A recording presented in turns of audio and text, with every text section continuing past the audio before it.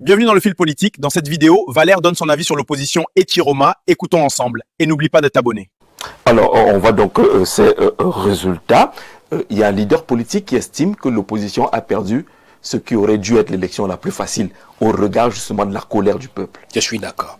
Je suis d'accord parce que pour moi, dans la logique jeune que j'ai et pour laquelle je me bats depuis des années, j'estime que cette élection a été volée à la jeune génération. Elle a été volée à la jeune génération, non seulement par Paul Biya, vous voyez, mais par les leaders de l'opposition. Pourquoi? Parce que vous imaginez, je vois déjà, vous nous amenez dans un sujet, le sujet actuel. J'ai dit aux aînés tout le temps que nous avons fonctionné. Je leur ai dit, le moment est venu pour vous d'orchestrer, d'engager votre dernier round politique. Mais le dernier round politique dans l'opposition ne veut pas dire que vous soyez vous-même, vous prenez encore vous-même les devants. Parce que 92 a été votre meilleur score, votre meilleure actualité politique. 97, vous avez échoué. On restait seulement à l'élection présidentielle. 2004, vous avez manqué de vous réunir, de vous trouver un candidat consensuel, ainsi de suite. 2011, la même chose. 2018, vous avez même créé encore les G20 pour allier le pouvoir, ainsi de suite. Cette fois-ci, le président est fatigué, ça se voit. Il nous a même donné, à nous dans l'opposition, une sacrée banane. C'est-à-dire qu'il s'est retiré et a laissé le pays fonctionner tout seul, avec tous les marasmes, les scandales qu'on a eu. Donc on n'avait aucune raison de perdre cette élection-là. Il suffisait juste que nous choisissions un très bon candidat, ou bien de très bons profils, maximum 2 ou 3, que nous ayons un programme consensuel et un projet de société consensuel, et que le peuple nous voit tous ensemble, soudés, derrière au moins 2 ou 3 candidats, qui, le moment venu, allaient encore s'entendre pour nous en donner un seul qui passerait la ligne d'arrivée. Vous voyez? Et vous vous imaginez que nous avons travaillé pendant cette année. Et en 2024, pendant que nous on a travaillé le 2022 sur Opposition Unie et Solidaire, vous en savez beaucoup, même au niveau du MRC, je crois qu'ils avaient aussi leur APC et tout ça. Bon, il y a eu des frictions et tout. Bon, ça, on finirait par s'entendre le moment venu. Mais des gens qui n'étaient jamais du combat du réveil du peuple, de la sensibilisation du peuple, se sont levés avec une affaire qu'on appelle le groupe de Douala. Le groupe de Douala, c'est-à-dire des gens de 92. Ils sont sortis du chapeau, ont créé le groupe de Douala, ont commencé à évoluer avec, et ont éliminé toutes les initiatives qui avaient déjà été faites dans ce sens-là, dans le sens de nous amener à choisir, à aller en rang uni vers cette affaire-là. Conséquence, c'est quoi? Quand tout est éliminé, là je vous raconte encore l'histoire que vous connaissez déjà. Absolument. Qu'est-ce qu'il fallait faire? Il fallait chercher les 2 nouveaux qui étaient sortis du gouvernement. Un fait incompréhensible. C'est-à-dire des gens qui étaient calfeutrés dans le gouvernement pendant 7 ans quand nous combattions, nous éveillons le peuple, et qui sont sortis du chapeau 2 mois avant pour se dire candidats des sauveurs du peuple. Les mêmes de 92, c'est-à-dire leurs amis, sont allés d'abord vers le premier, l'aîné, Bello, et ensuite ont vu qu'il était tiède. Ils ont décidé d'aller vers l'autre, Tiroma, parce qu'il le trouvait un peu plus agité, un peu plus... C'est même de 92, c'est Anissé Kane, c'est Ndjo Kamcham. Oui, vous mettez les noms à cela pour qu'on se comprenne. Absolument. Et moi, je leur ai dit, tous ceux qui m'ont approché, je leur ai dit, vraiment, je ne peux pas faire ça. Vous voyez, je ne peux pas faire ça pour plusieurs raisons. Pour le dernier candidat qu'ils avaient choisi, puisque sur lequel ils étaient calés, je leur ai dit, un monsieur clivant, clivé, ça ne peut pas donner. Un monsieur qui n'a pas de parole. Qui n'a pas de parole.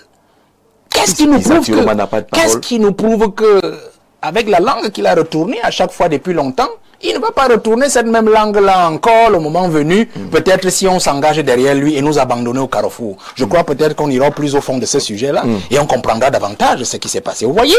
Et puis au fond, moi je me suis dit, j'ai dit non. Le combat, l'élection de 2025, du 12 octobre 2025, est une élection que doit porter un profil combattant.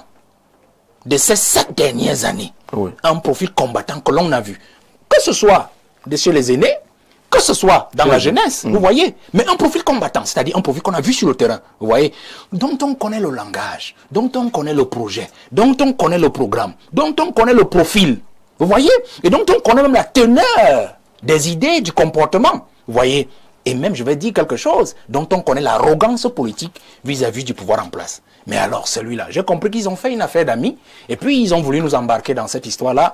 Moi, j'ai dit, c'est pour ça que j'ai engagé le boycott, j'ai dit à la jeunesse, si les aînés au pouvoir ont décidé d'éliminer tout ce qui bouge en face, c'est pas leurs amis, ils ont sorti leurs amis du chapeau et les amis de 90 ont suivi cet ami-là. Ça veut dire deux choses. Ce que vous avez cité là. Soit ils sont complices avec le pouvoir pour dérouter tous les efforts de l'opposition vers leurs amis afin de jouer le jeu du pouvoir. Et donc, moi, je ne peux pas entrer dans cette logique. Et vous dites quoi aujourd'hui sur cette hypothèse-là? Elle tient, elle peut tenir? Soit ils sont des amis du pouvoir et ils se sont alliés à un ancien du pouvoir pour dérouter? Mais les deux hypothèses tiennent, puisque ce que nous voyons aujourd'hui ne peut pas passer. C'est-à-dire ce qui se passe aujourd'hui, c'est une grosse déception. Alors, il a quand même 35%, Issa Chiroma Bakary. N'importe qui aurait pu avoir 35%. Vous lisez ces 35%? N'importe qui, je l'ai déjà lu. Ça se baladait. N'importe, oui, il est 35% et même plus. Hein. Mais les autres ne l'ont pas eu. Je dirais même que, et même n'en plus. ont pas eu. 35% et même plus se balader comme ça, dans les airs. Puisque toute la colère, nous l'avons suscitée auprès du peuple. Nous avons réveillé le peuple. Tout ce que le peuple attendait, c'est une seule personne pour porter sa colère et la transformer en chiffres. Vous voyez? Et cette personne-là, ça a été curieusement... Et le pouvoir a parfaitement compris l'affaire. Il fallait couper la tête de Kamto. Il fallait couper sa tête. Une fois, d'ailleurs, je crois que le président, dit-on, c'est un adepte de Machiavel. Machiavel dit clairement que coupez la tête du berger et vous aurez la masse du troupeau. C'est tout, vous disperserez le troupeau. Coupez la tête du leader et les masses seront dispersées, aussi simple que ça. Pour cette élection qui était annoncée comme facile pour l'opposition, si Kamto avait été là, l'opposition aurait gagné. On aurait fait même meilleur score que 35. Meilleur score que 35. Mais la preuve, c'est que si le pouvoir pensait le contraire, pourquoi avoir éliminé le candidat du Manidem, qui était Maurice Kamto? Vous voyez? Parce qu'ils étaient sûrs que les 35% et plus, je dis bien, se baladaient. Et je veux même dire que ce candidat a eu 35% parce que son profil était clivant. Si on avait eu un candidat au profil vraiment accepté par le peuple, ce n'est plus de ça que nous parlerons maintenant. Ça veut dire que vous ne considérez pas Issa Chiroma comme un opposant? Ah non, non, non. Non. Ah non. Pourtant, on a vu qu'il lance des appels, il les mobilise. Ah non, non, non, c'est pas dans la parole. Vraiment, si on va au fond, je vous dis une chose. Et vous considérez que c'est un vrai gâchis?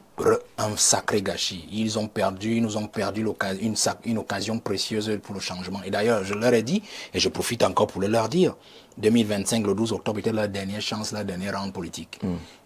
Le mandat que le président a repris là, de force ou de gré, ils s'entendent entre eux. Moi, j'ai demandé le groupe boycott, je n'ai pas d'avis dessus.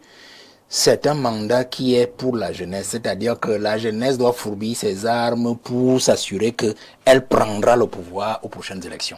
Vous voyez?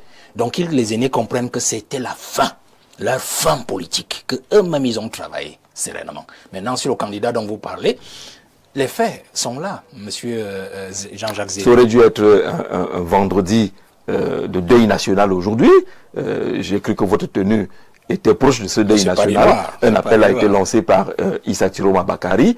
On n'a pas senti un effet, tout comme les villes mortes récemment appelées. Ça veut dire quoi? Il y a une fissure, une cassure entre Issa Chiroma, voté à 35%, et le peuple. Est-ce que c'est la meilleure jauge possible de ce qu'il représente effectivement sur le plan politique? Non, moi je crois davantage que, je l'ai toujours dit aux aînés, même dans l'opposition, le peuple camerounais est plus intelligent que nous tous. Parce que les gens perçoivent toujours le peuple comme une foule bigarrée à laquelle on peut donner toute idée, introduire n'importe quelle idée et lui donner ensemble. Non, non, non, non. Les gens ont pensé qu'ils instrumentalisaient le peuple et pourtant c'est le peuple qui les instrumentalisait. Et ce candidat dont vous parlez, il a pensé qu'il manipulait le peuple et pourtant c'est le peuple qui le manipulait. L'exemple, comment dire, la réalité là. Le peuple a voulu sanctionner Paul Biya en donnant un score élevé à un opposant. Vous voyez? Mais le peuple n'a pas voulu suivre cet opposant, du moins ce deuxième arrivé à l'élection présidentielle dans ses pérégrinations post-électorales. Vous voyez? Comment vous pouvez trouver ça? Le peuple ne peut pas vous donner 35% et il ne vous suit pas dans tout ce qu'il a annoncé là. Vous comprenez? Il y a un problème. Il y a vraiment un problème. Et je crois que il a eu davantage de chance parce qu'il a brodé sur un lobby.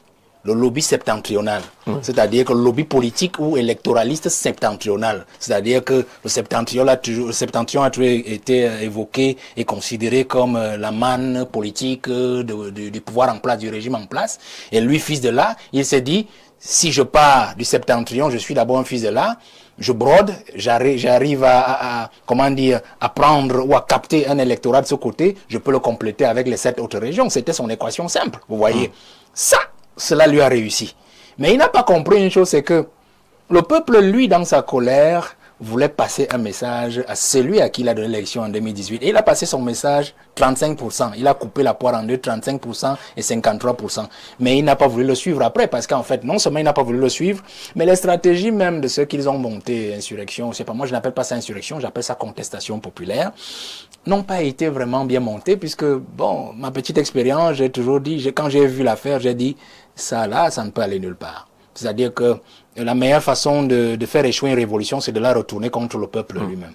Le peuple qu'on veut défendre. On a l'impression que vous êtes en train de proclamer la mort politique de Issa Tiroma ou de Bello Bouba. Non, c'est fini.